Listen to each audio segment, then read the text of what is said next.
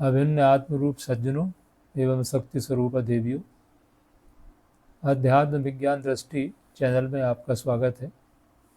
आपसे पुनः निवेदन है कि इस चैनल को सब्सक्राइब कीजिए, जिससे अधिक से अधिक लोग इस अध्यात्म विद्या से जुड़ सकें। गीता में भगवान कहते हैं, यदा यदा ही धर्मस्य ग्लानिर्भवति भारत अभ्युत्थानम् अधर्मस्य तदात्मानं सृजाम्यहम्। जब जब धर्म की हानि होती है और अधर्म बल पाता है, तब तब मैं अवतार धारण करता हूँ।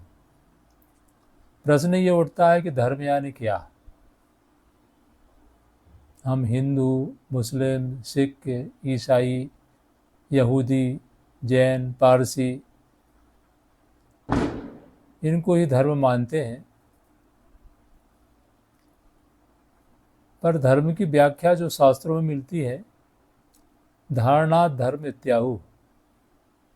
धर्म नाम स्वभाव का है। स्वभाव यानी स्वभाव, अपना ही भाव जो धारण किया हुआ है। जैसे अग्नि का धर्म है जलाना, वायु का धर्म है चंचलता। इसी तरह से हमारा जो जन्म सिद्ध गुण का जो स्वभाव है, वही धर्म है। उस स्वभाव का कर्म हम करें तो वो धर्म पर चलना कहलाएगा। पर हम ये देख रहे हैं कि धर्म के नाम पे स्वभाव गुण को छोड़कर अनेक प्रकार के क्रियात्मक कर्मों को धर्म मान के और समस्त संसार में किया जा रहा है। जिस समय ऐसा समय आता है कि मनुष्य अपने मूल स्वभाव गुण के कर्म को, धर्म को छोड़कर वो धर्म के नाम से कई प्रकार के प्रपंच करने लगता है, उसी को धर्मग्लानि कहा जाता है। और धर्मग्लानि दूर करने के लिए उस समय के अनेक ज्ञानी पुरुष, विद्वान, दार्शनिक प्रयत्न करते हैं, पर वो जब असफल रहते हैं तो अंत में 4 युगों में 10 अवतार होते हैं। मत्स्य, कूर्म, बारह, नरसिंह, वामन, परशुराम, राम, कृष्ण, बुद्ध और कल्कि। इन 10 अवतारों की कल्पना की गई है। इनमें भगवान आते हैं और फिर वास्तविक धर्म क्या है इसको प्रकट करते हैं। 7वें अवतार भगवान राम आए, 8वें अवतार भगवान कृष्ण आए, पर उनके जाने के बाद में पुनः धर्मग्लानि का दृश्य दिखने लगा। उस समय भी दिख रहा था क्योंकि वो समय ही अंधकार का था। जिस समय लोग अपने अपने स्वभाव गुण का कर्म करते रहते हैं, उस युग को सतयुग कहा जाता है। सतयुग में कोई व्यवस्थाएं नहीं बनाना पड़ती। जो आज धर्म के नाम पे जो क्रियाएं प्रचलित हैं, ये सतयुग में नहीं होती हैं। राजा प्रजा की व्यवस्था भी नहीं रहती है। इसलिए कहा है, ना राज्यम न चा राजासीत, न दंडो न चा दांडिका, धर्मेणैव प्रजा सर्वम रक्षस्तिस्म परस्परम। सब लोग आपस में प्रेम पूर्वक मिलजुल के रहते हैं, एक दूसरे का सहयोग करते हैं, रक्षण करते हैं। उस युग को सतयुग कहते हैं। पर सतयुग में ऐसा क्यों होता है कि उस समय सब लोगों की धारणा रहती है कि परमात्मा ये जो दिख रहा है, चतुर्भुज सृष्टि के रूप में जो प्रत्यक्ष दिख रहा है, यही परमात्मा है। जब ये विस्मृति होती है, वहाँ से धर्म का ह्रास प्रारंभ होता है।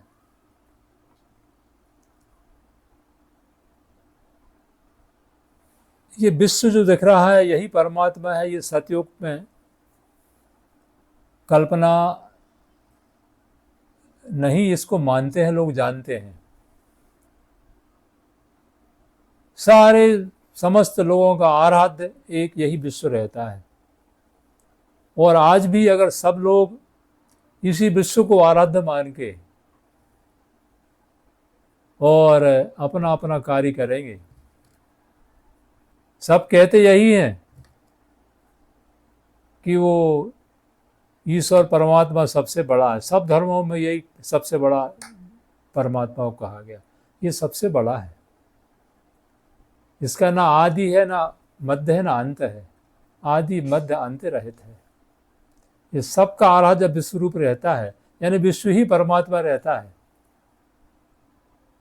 उस समय बड़े आनंद का समय रहता है, सत्वगुण प्रधान रहता है। रामचरितमानस में कहा है कि शुद्ध सत्व समता विज्ञाना कृत प्रभाव प्रसन्न मन जाना। कल कृतयुग का प्रभाव सतयुग का प्रभाव रहता है। शुद्ध सत्वगुण अधिकता में रहता है, सब लोग प्रसन्न रहते हैं। फिर क्या होता है, क्योंकि प्रकृति का चक्र स्थिर नहीं रहता है, अखंड मंडलाकार घूमता रहता है। जब समय बदला, वो त्रेता का समय आया, तो जो विश्व ही परमात्मा सब लोग मानते थे, वो विश्व में परमात्मा मानने लगे। माने ये स्टील है, ये सतयुग में माना जाता है। पर जब थोड़ा बुद्धि में कुछ ह्रास हुआ, कुछ ज्ञान की कमी हुई, कुछ समझदारी में थोड़ी सी कमी दिखने लगी, तो फिर हम कहने लगे कि इसमें स्टील है। ये स्टील नहीं है, इसमें स्टील है। अब इसमें स्टील है तो कहाँ है, उसको खोजो। तो ये विश्व ही परमात्मा है, ये भूल के लोग इस विश्व में ईश्वर है। तो विश्व में ईश्वर है तो उसके निमित्त कुछ करो। तो सतयुग में जो नारायण विष्णु थे, उनके बाद में ब्रह्मा जी आ गए। ब्रह्मा जी ने, जब लोग धीरे धीरे ज्ञान भूलने लगे, तो ब्रह्मा जी ने कहा कुछ शुभ कर्म करें। शुभ कर्म के नाम से यज्ञ, दान, तप, ये 3 कर्म ब्रह्मा जी ने लगा दिए। त्रेता हो गया। अब उसके बाद में फिर ह्रास हुआ। धर्म की गिलानी तो कैसे हो रही है, जहाँ विश्व ही परमात्मा था वहाँ विश्व में परमात्मा आ गया। द्वापर में आए तो परमात्मा की धीरे धीरे विस्मृति हो गई और पाप और पुण्य की भावना आ गई। ये काम जो है, ये कर्म पाप का है, ये कर्म पुण्य का है। और इसके बाद उसको द्वापर कहने लगे। सतयुग में सत्वगुण प्रधान था, शुद्ध सत्व समता विज्ञान कृत प्रभाव प्रसन्न मन जाना कहा था। तो जब त्रेता आया तो सत्व बहुत रज कछुरति कर्मा, सब विधि सुख त्रेता कर धर्मा। त्रेता हो गया। वो सत्व तो बहुत था, पर उसके नजदीक में रज आ गया। और द्वापर में बहुरज स्वल्प सत्व कछु तामस, द्वापर हृदय हर्ष भय मानस। हर्ष और भय, पाप और पुण्य, बहुरज स्वल्प सत्व कछु तामस, यानी रजोगुण बढ़ गया और सतोगुण घट गया। उसके बाद में और भी ह्रास हुआ तो कलयुग आ गया। तामस बहुत, रजोगुण थोड़ा, कली प्रभाव विरोध चहुओरा। सतोगुण तो इतना कम हो गया कि उसको उन्होंने लिख दिया कि उसका उल्लेख ही नहीं किया, तामस बहुत रजोगुण थोड़ा।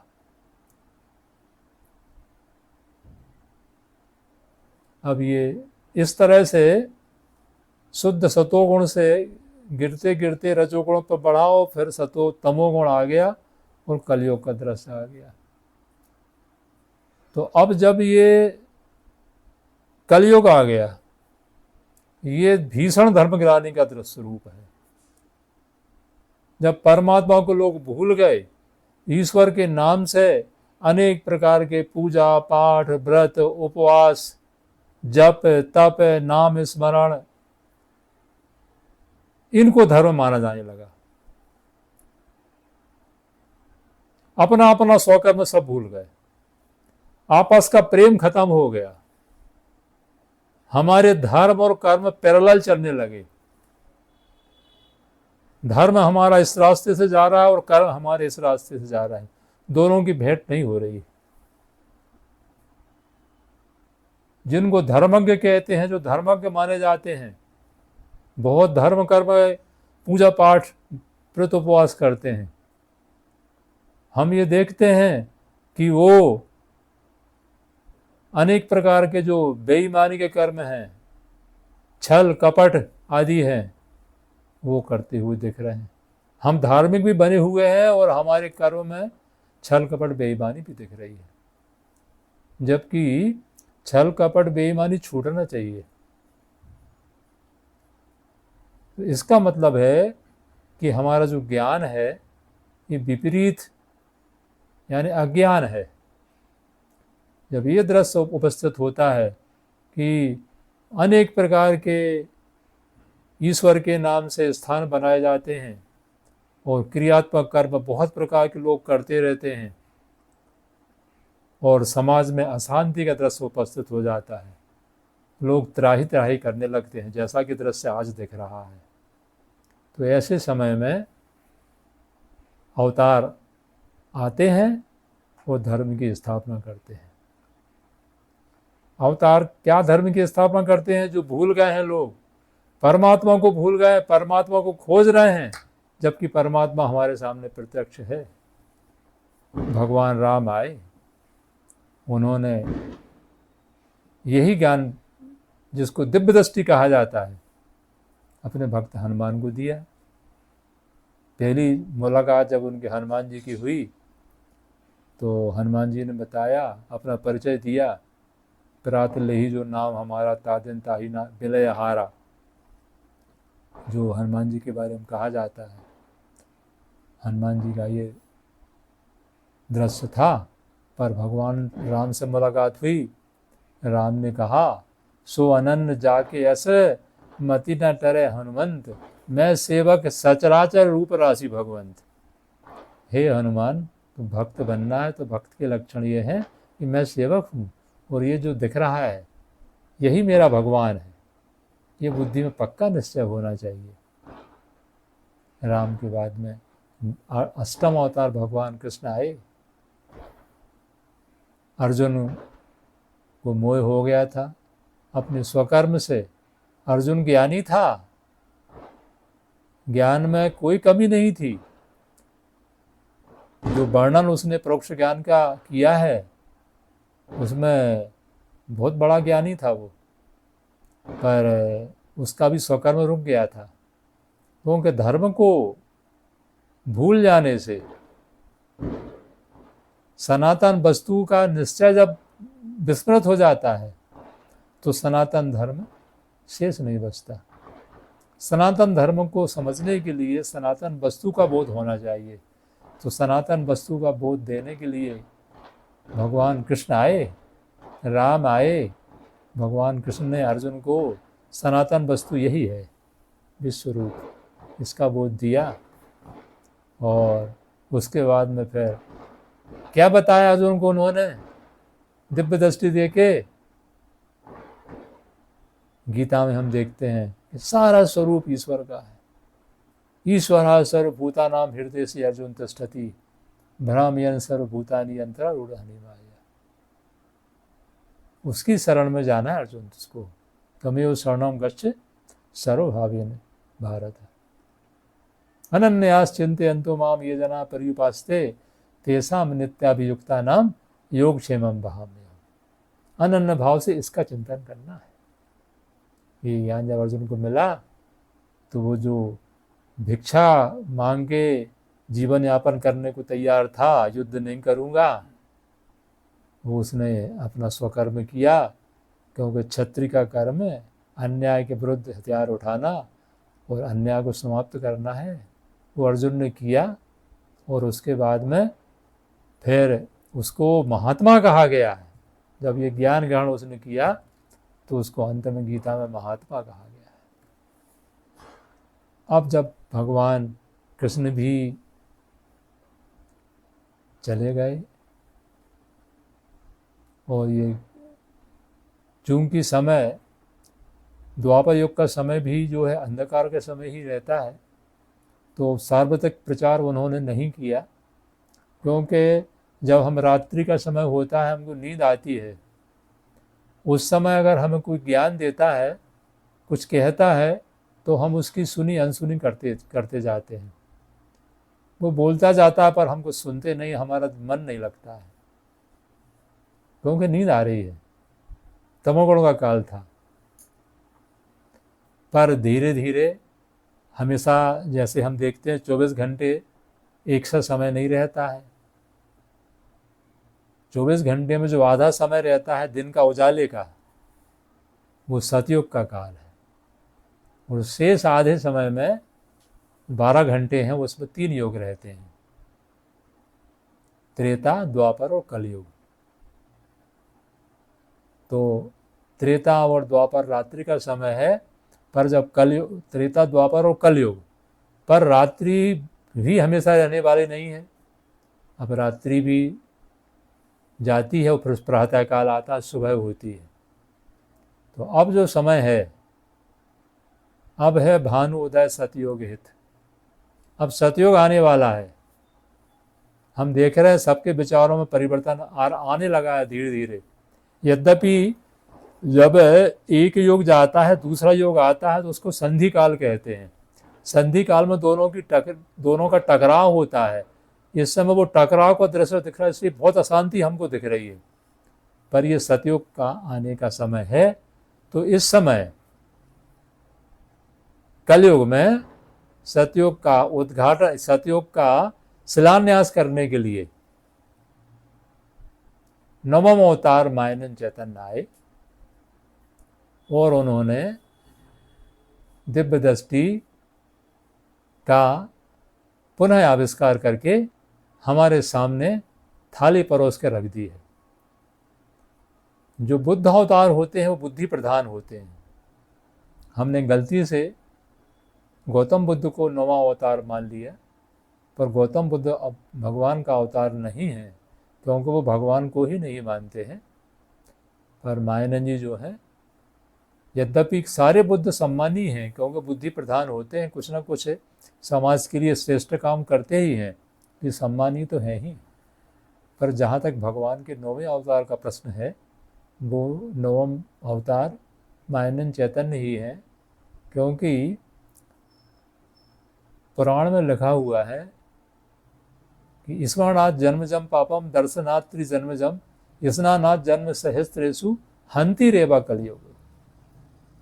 कलयुग में जो नर्मदा मैया है वो मुक्तिदायिनी होंगी। जो नदियों का महत्व रहता है वो इसलिए रहता है कि उसके किनारे भगवान आते हैं। सतयुग में जो महत्व गंगा जी का था, क्यों गंगा जी के किनारे अवतार हुए थे, वही महत्व जो है त्रेता में यमुना जी सरजू में चला गया, क्योंकि भगवान राम आए सरजू किनारे। वही महत्व जो है बाद में यमुना जी में आ गया जब भगवान कृष्ण आए। और इस समय कलयुग में महत्व नर्मदा जी का है। तो नर्मदा किनारे भगवान का नौवां अवतार होगा, ऐसी व्यास जी की भविष्यवाणी थी, तो वो सत्य साबित हुई। और नर्मदा किनारे ओंकारेश्वर में नवम बुद्ध अवतार मायानंद जी आए, दिव्य दृष्टि का उन्होंने आविष्कार किया और बहुत लेखन किया जो इसके पूर्व नहीं हुआ था, अवतारों ने नहीं किया था, वो उन्होंने लेखन किया। दिव्य दृष्टि, चमत्कार, निर्णय, गीतोपनिषद, नर नारायण, विज्ञान प्रकाश ग्रंथ उन्होंने लिखे। और सबसे बड़ी बात तो उनका जो आविष्कार था, सर्वांग योग की रचना उन्होंने की, जिसमें ये विश्व रूप परमात्मा का प्रत्यक्ष यथार्थ दर्शन का प्रयोग 8 अध्याय में लिखा हुआ है। उस प्रयोग को हम जब तक नहीं समझेंगे तब तक ये हम धर्मग्लानि दूर करने में सहभागी नहीं बन सकते हैं। बीज आरोपण भगवान ने कर दिया है। उन्होंने बता दिया है कि पिंड से मिलान करके देख लो ब्रह्मांड का, ये जो विश्व वस्तु है, विश्व वस्तु ये है, ये विश्व वस्तु का अधिष्ठान ये रख लिया सामने, या ये रख लिया सामने। इसमें संक्षेप में, क्योंकि ये प्रयोग हम बता चुके हैं, इसका आप वीडियो में इसको बार बार अवश्य देखें, क्योंकि ये बार बार देखने और समझने का विषय है। किसी भी चीज़ के बारे में विचार करते हैं तो 3 ही बातें रहती हैं। एक तो इसका बाहरी स्वरूप, जो बाहरी आकार प्रकार है। दूसरा, जिससे ये बना हुआ है, इसका जो आधार है वो तत्व। वो तीसरा, इसका नाम। तो ये वस्तु जो है, इसका बाहरी स्वरूप जो है, ये 8 अंगों का बना हुआ है। ये 8 अंग हम अपने साधन जो है हमारे पास, भगवान के दिए हुए जो साधन है, जो साधन का धाम है, पृथ्वी, जल, अग्नि, वायु, आकाश, सतर स्तंभ, इनको हम अपनी 5 ज्ञानेंद्रियों और मन से इसको प्रत्यक्ष देख के मिलान करके इसका अनुभव कर लेते हैं। बाहरी स्वरूप हमने देख लिया। इसके बाद इसमें जो मिठास है, अस्थि भांति प्रिय मिठास है, वो इसका आधार है। मिठास से ने ही ये स्वरूप धारण किया है। उसका निश्चय करना है। वो मिठास दिखती नहीं है, इसलिए ईश्वर नहीं दिखता, ईश्वर का स्वरूप दिखता है। पर ये स्वरूप देख के, स्वरूप का जो आधार है, जिसने स्वरूप को धारण किया है, उस ईश्वर, उसका निश्चय बुद्धि से हमें करना है। इसलिए वैज्ञानिक जो नहीं दिखता उसको मानते नहीं है। इसलिए वैज्ञानिक केवल इसके बाहरी स्वरूप में ही घूमते रहते हैं। इसकी जो मिठास है उसका निश्चय करना है, यानी बाहरी स्वरूप को देखना है, और इसकी जो मिठास है, अस्थि भांति प्रिय, उसको आत्मा कहते हैं, उसको जानना है। और दोनों का बाद में लय कर देना है कि दोनों जो है, इसका आकार किसने धारण किया है? मिठास ने। और आकार और मिठास 2 हैं क्या? इसका नाम रख दिया। नाम शक्कर जो है वो पुरुषोत्तम भाव है। शक्कर कहते ही उसमें आकार काय का है? शक्कर का। मिठास काय की? ये शक्कर की। और नाम क्या है? शक्कर। और शक्कर नाम से विश्व वस्तु यही है हमारे सामने। तो इस तरह ये जो दिख रहा है, ये हमने यहाँ देखा, तो ऐसे ये जो दिख रहा है परमात्मा के बाहर जो दिख रहा है, बाहरी स्वरूप है, इसमें ईश्वर रहता है। वो हमें बुद्धि से निश्चय करना है। और दोनों का लय पुरुषोत्तम में होता है। पुरुषोत्तम नाम से विश्व वस्तु हमारे सामने प्रत्यक्ष है। ये जब दिव्य दृष्टि का अनुभव हम ग्रहण करेंगे तो यही धर्म स्थापना का कार्य है। ये जब हमने जान लिया कि यही हमारा स्वरूप है, तो फिर हमें करना क्या है? हमें जन्म के साथ में जो गुण मिला है, हर व्यक्ति कुछ न कुछ विशेष गुण लेके आता है, जिसको शास्त्रों ने 4 भागों में बांटा है। जो विश्व ही विष्णु है, इसलिए इसकी 4 भुजाएं हैं, ब्राह्मण, क्षत्रिय, वैश्य, शूद्र, यानी ज्ञान, न्याय, रक्षा, व्यापार और श्रम। ये 4 में से एक गुण हम में रहता है। इस गुण के द्वारा इस विश्व वस्तु की हमको सेवा करना है। बस यही धर्म है हमारा। स्वकर्म ही धर्म है। इसलिए गीता में कहा है कि यतः प्रवृत्तिर्भूतानां येन सर्वमिदं ततं स्वकर्मणा तमभ्यर्च्य सिद्धिं विन्दति मानवः। स्वकर्म ही करना है। स्वकर्म ही सिखाने के लिए भगवान आते हैं, स्वकर्म की जागृति देने के लिए आते हैं। हम स्वकर्म को छोड़ के सब कुछ कर रहे हैं।